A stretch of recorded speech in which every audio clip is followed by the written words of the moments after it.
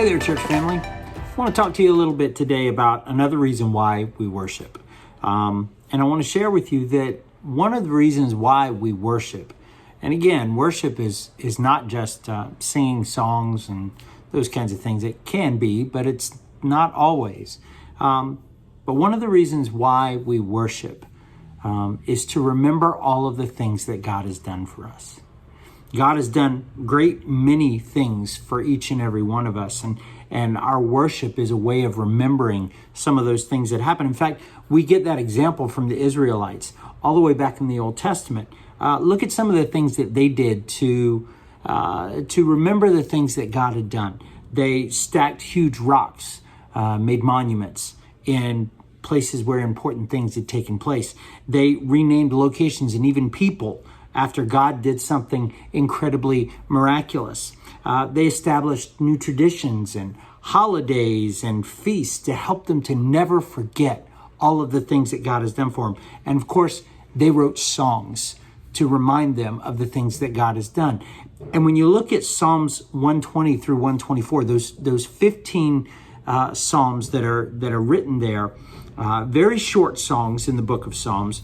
The Israelite used to sing these songs on their way to worship, when they were on their way to worship God at the temple, and also to their commemorative feasts. And when you read through all of those, and I'm not going to read all of those today, but when you sit down and read all of those, Psalms 120 through 134, you start to see a pattern. You start to see a pattern of all the things that were happening.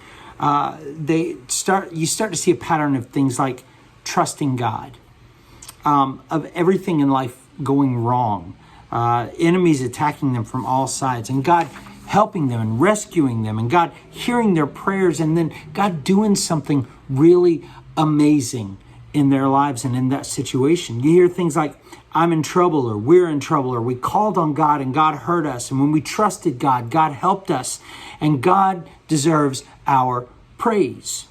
When we look at Matthew chapter 26, verses 26 through 30, Jesus is sharing a meal with them. And the Bible tells us that after they had finished praying and eating, they sang a hymn together. And no doubt that one of these hymns had to be from the Psalms, because that was their liturgy. That was their songbook. That's what they sang.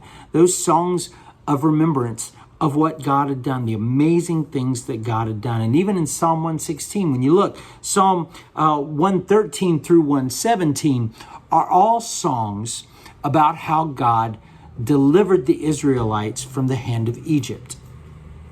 And the Exodus and all of those wonderful things that we read about in the Bible. But when you read Psalm 116, it's a great word that shares with us. And even the writer of that psalm writes in there, it says, you have saved me from death.